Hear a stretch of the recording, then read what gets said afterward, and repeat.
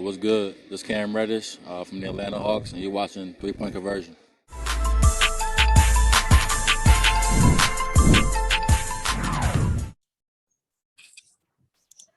All right, thanks for joining, everybody. Head coach Nicki Collen here. If you have a question for her, go ahead and raise your hand. I'll call on you. We'll go ahead and start with Howard Megdal. Go ahead, Howard. Nicki, good afternoon. Good afternoon. I wanted to talk to you about potential combinations of Aari with Chennedy together. If you look at what Chennedy did off the ball last year, she was super effective. She was above a point per possession in a number of those different ways.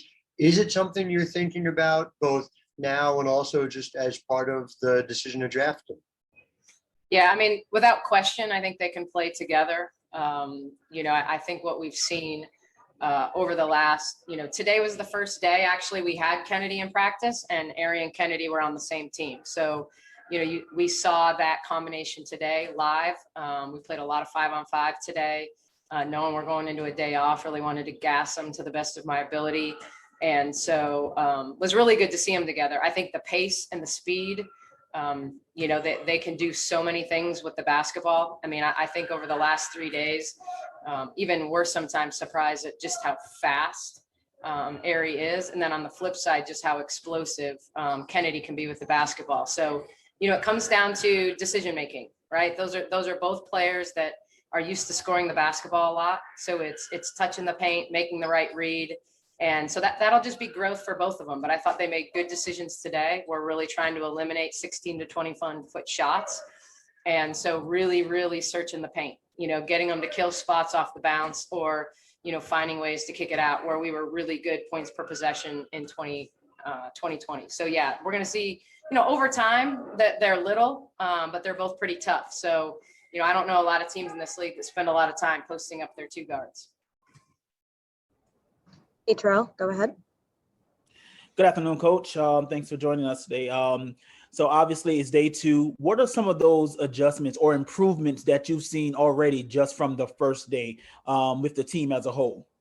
Yeah, this was day 3 for us. So sometimes it can look a little ragged, just from a physical perspective. They've been going up and down. They've been going side to side for 3 days. And so the challenge today was really to play through fatigue, to make today our best day of camp. And I actually thought it was. I thought from a competitive perspective, we turned every drill into competition. I just know in day 3, when they start to fatigue, that, if it's a go through the motions, get through the screen teaching day, that oftentimes you lose them.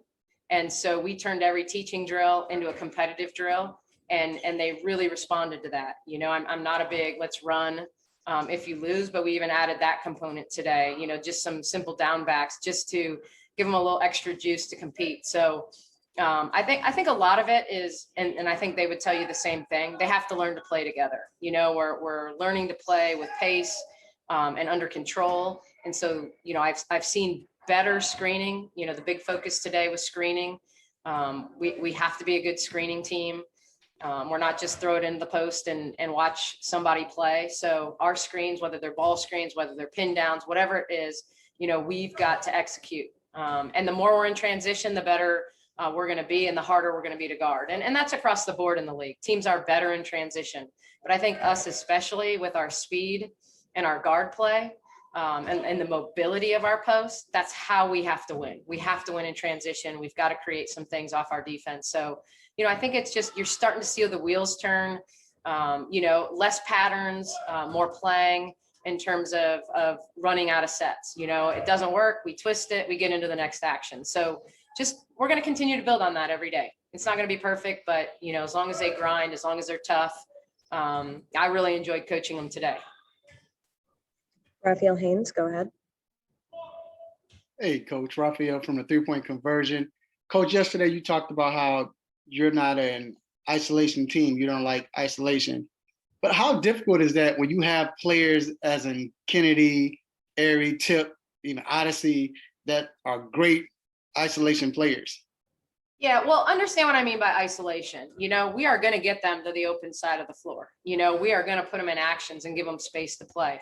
What I don't like is watching someone dribble around and the ball getting stuck in their hands. So, we're going to run actions to open sides to get those guys downhill. and continue to coach them to make good decisions, so if they get downhill, have they touched the paint? Do they have a shot? Do they have a kick out? Are they involving their teammates? And so, when I say isolation, we're just not going to isolate on a side and let someone pound the ball 47 times and then go one-on-one and score a kick out. Like, that's not what I want to see. I want the ball to have energy. I want it to move. But certainly we're going to open up actions, whether it's Iverson cuts or middle of the floor actions, and let them reject screens and play into space. We have players who are creative, and we're going to let them create. But to me, there's a big difference between that and true isolation basketball, whether it's post isolation or whether it's perimeter isolation. Spencer Nussbaum, go ahead. Hey, Coach, how you doing today? I'm good, thanks. Good to hear.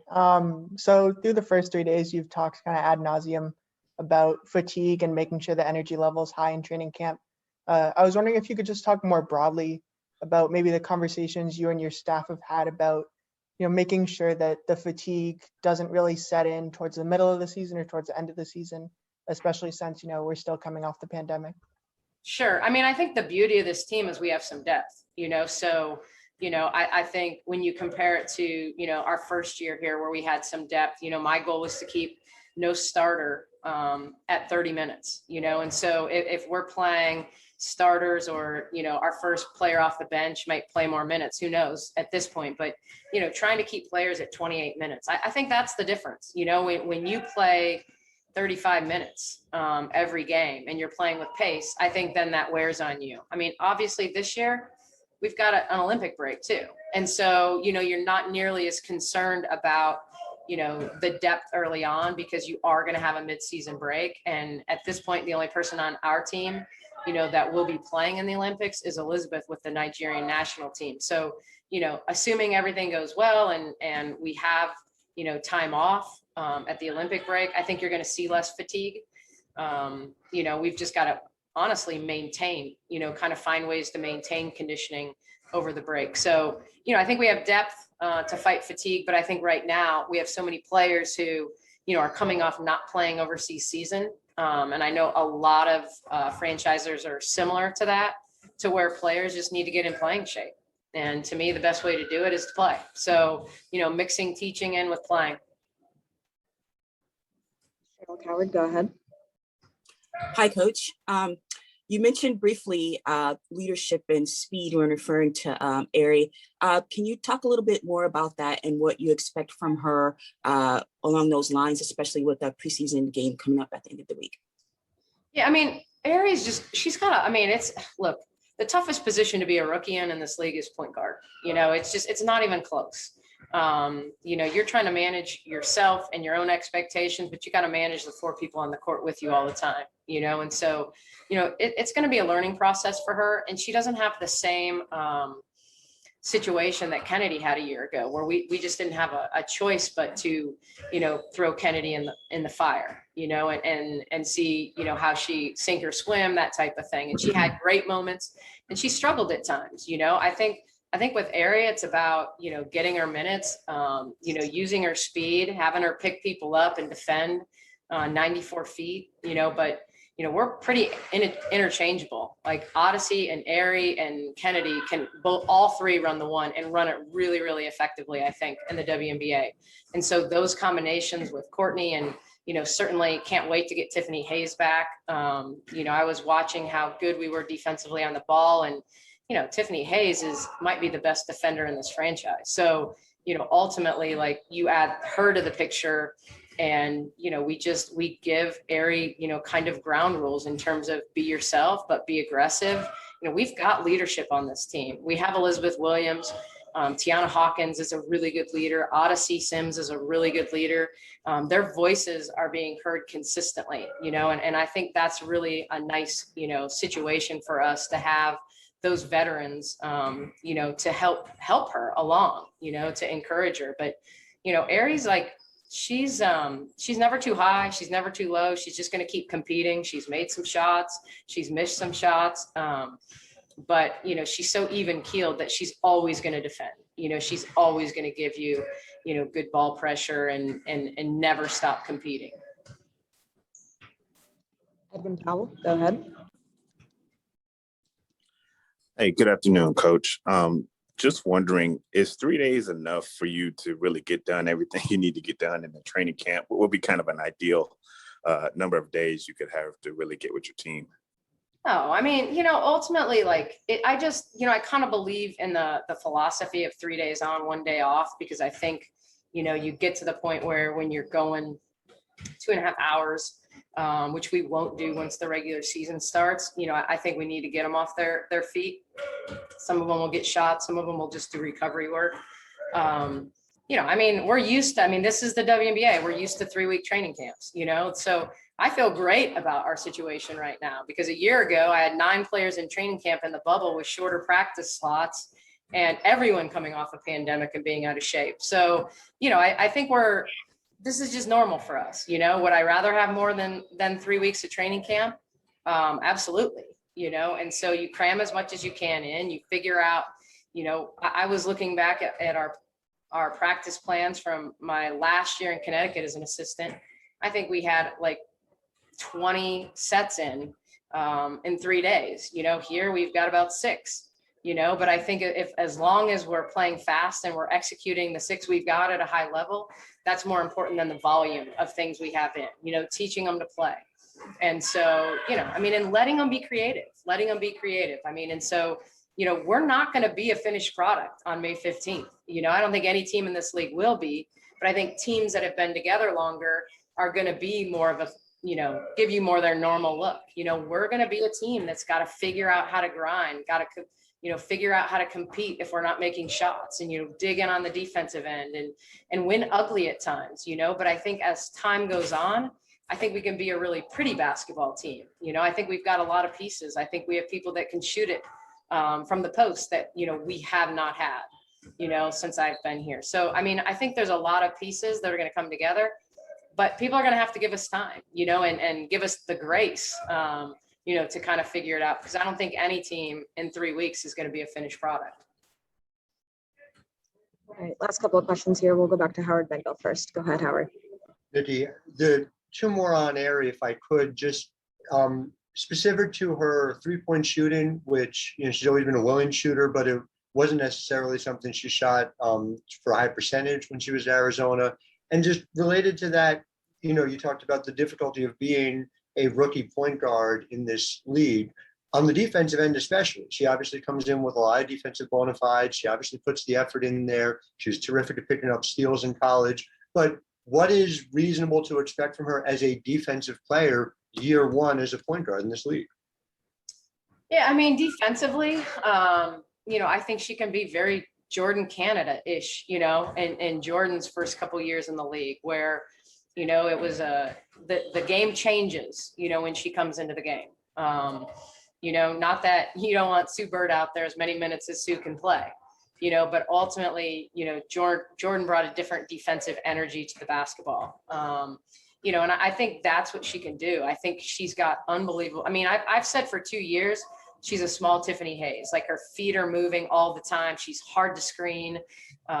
She recovers. Today we were doing some defensive breakdown stuff. The amount of ground she can cover with the ball in the air, it's pretty phenomenal. So I think she can be a really, really good defender right away in this league. Like, there are times when, she's going to get pounded a little bit, but I think she's tough. I don't think she's going to back down from a bigger player screening her, but I do think she's got the right mentality. Like, she's very even keeled. She's going to let a play go and try to be better the next play. She's the first one here every day. I love that about her. First one to a team meeting, first one, so she has the right mindset, to be successful in this league.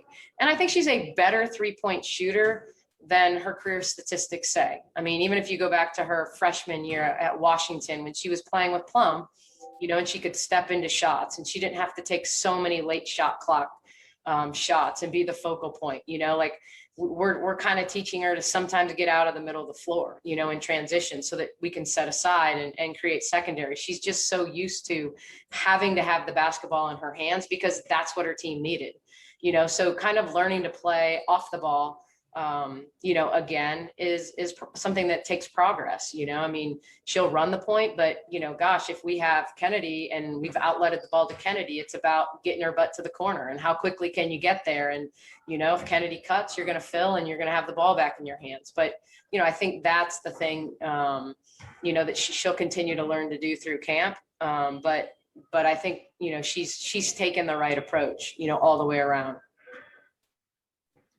And last question, we'll go to Nia Sapp. Go ahead, Nia.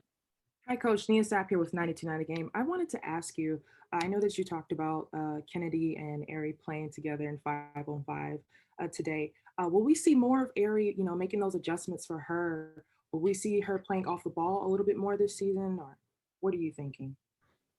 I mean, some of it has to unfold, you know. I think, you know, Aari can play off the ball, but I would tell you, you know, Chennedy spent most of her collegiate career playing off the ball, you know, so she's fine, you know, playing off the ball. But you can't forget Odyssey here, because right now Odyssey's, you know, kind of the most complete point guard on our roster as far as, you know, offensively and defensively, you know, and they're all really, really good. But you kind of can't talk about the two without the other one. I mean, that's me being defensive of probably of a veteran guard who's been an all-star in this league. Like, I think people sometimes forget when we talk about Chennedy and Tiff coming back that, you know, Odyssey was an all-star in 2019. So, you know, she's a player that knows how to play and, you know, is gonna manage her team, you know, and these young players, you know, can learn from her. And if they're willing and their eyes are wide open, they're going to see that she competes at both ends, but she's also, you know, kind of that vocal leader that those two are going to have to learn to be, you know, to be really, really good point guards in this league. So I think they're all going to mix in on and off the ball, you know, and, you know, we're going to ultimately over time see that it won't matter. You know, if Aari's going to push the ball faster, then we're going to outlet it to her and tell Chennedy to get to the corner, you know, and if Chennedy is going to push the ball harder, you know, in certain situations, or it's matchup driven, you know, maybe it's the person that has the easier matchup in transition that brings it, you know, and so I think some of it will be matchup driven. Some of it will be, you know, who proves over time that they're going to create the pace that we need them to. And so I think all those things go into play in terms of where you're going to see them. This is a deep roster and you know, they're all going to get minutes in the preseason games and it's going to unfold. Like it can't unfold in 3 days, and it can't unfold without Tiffany Hayes in the fold, you know? So I think that's part of it as well. All right. Thanks, Coach. Appreciate it.